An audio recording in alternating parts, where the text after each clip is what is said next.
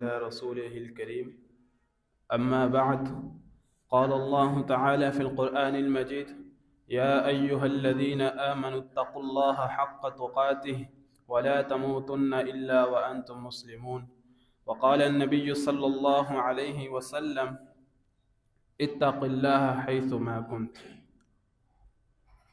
حضرات، تقوی کہا جاتا ہے دل کی اس کیفیت کو کہ جس میں دل اللہ رب العالمین کے احکامات کی پیروی کرنے لگے. ایک دل، انسان کا دل گناہوں کی طرف مائل ہونے سے محفوظ ہو جائے، اس چیز کو تقوی کہا جاتا ہے. اللہ رب العالمین کا فرمان ہے یا ایھا الذین آمنوا اتقوا اللہ حق تقاتہ، کہ اے ایمان والو اللہ رب العالمین سے ڈرتے رہو، اللہ کا تقوی اختیار کرو. اور وہ تقوی کس قدر اختیار کرنا ہے؟ فرمایا حق تقاتہ، کہ جس طرح اللہ رب العالمین سے ڈرنے کا حق ہے اس طرح اللہ رب العالمین سے ڈرنا ہے. آج دنیا کی نگاہوں میں اس انسان کی بڑی اہمیت اور بڑی ویلیو ہوتی ہے کہ جس انسان کے پاس اچھا بینک بیلنس ہو، جس انسان کے پاس ایک اچھی کمپنی ہو، اچھا گھر ہو، وہ انسان دنیا داروں کی نگاہوں میں بڑا عزت والا اور بڑی ویلیو والا سمجھا جاتا ہے. لیکن اللہ رب العالمین کی نگاہوں میں ایسے انسان کی کوئی حیثیت نہیں.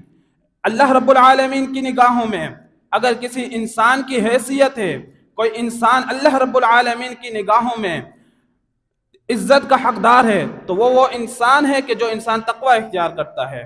اللہ رب العالمین کا فرمان ہے ان اکرمکم عند اللہ اتقاکم، کہ تم میں سب سے زیادہ عزت والا وہ انسان ہے جو تقوی اختیار کرتا ہے. اللہ کی نگاہوں میں وہ انسان ہے جو تقوی اختیار کرتا ہے. اور اسی طرح نبی علیہ السلام کا فرمان ہے، آپ علیہ السلام نے فرمایا ان اللہ لا ينظر الى صورکم واموالکم، کہ اللہ رب العالمین کسی انسان کی شکل کی طرف نہیں دیکھتا، انسانوں کی صورتوں کو نہیں دیکھتا کہ وہ انسان کس قدر خوبصورت ہے، کتنا حسین ہے. اللہ رب العالمین کسی کے مال کو نہیں دیکھتا کہ اس انسان کا بینک بیلنس کتنا ہے، وہ مالدار کتنا ہے، اس کے پاس سرمایہ کتنا ہے. اگر اللہ رب العالمین کسی انسان کی طرف دیکھتا ہے تو اللہ رب العالمین انسان کے دل کو دیکھتا ہے کہ اس کے دل میں اللہ رب العالمین کا تقوی کس قدر ہے، کہ اس کے دل میں اللہ رب العالمین کا خوف کتنا ہے. وہ اللہ رب العالمین کے ان تمام اوامر کو اختیار کرتا ہے کہ نہیں کہ جس کا اللہ رب العالمین نے حکم دیا، اور ان تمام چیزوں سے بچ کے رہتا ہے کہ نہیں کہ جس سے اللہ رب العالمین نے بچنے کا حکم دیا. اور اللہ رب العالمین انسان کے دل کی طرف دیکھتا ہے، انسان کے اعمال کی طرف دیکھتا ہے کہ اس کے اعمال میں کتنا اخلاص ہے، وہ اعمال نبی علیہ السلام کی شریعت کے مطابق ہے کہ نہیں، ان اعمال کے اندر اللہ رب العالمین کا خوف، اللہ کا تقوی ہے کہ نہیں. اسی طرح ایک اور مقام پر اللہ رب العالمین کا فرمان ہے وَمَن يَتَّقِ اللَّهَ يَجْعَلْ لَهُ مَخْرَجًا.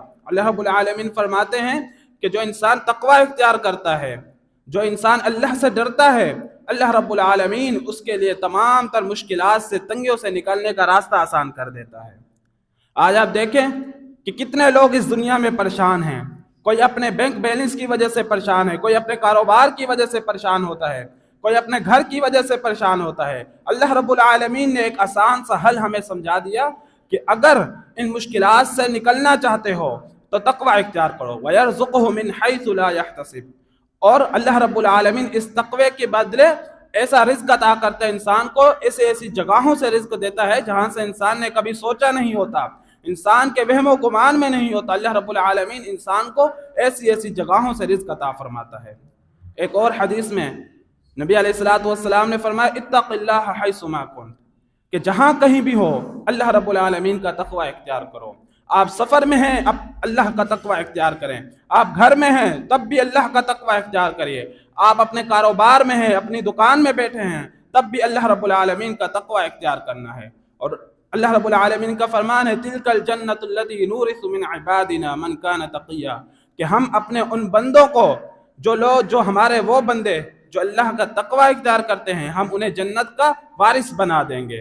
اللہ رب العالمین سے دعا ہے اللہ رب العالمین ہم سب کو صحیح معنوں میں تقوی اختیار کرنے کی توفیق عطا فرمائے. اللہ رب العالمین ہمیں دین اسلام کو صحیح معنوں میں سمجھ کر اور اس پر عمل پیرا ہونے کی توفیق عطا فرمائے. وآخر دعوانا الحمد للہ رب العالمین. السلام علیکم.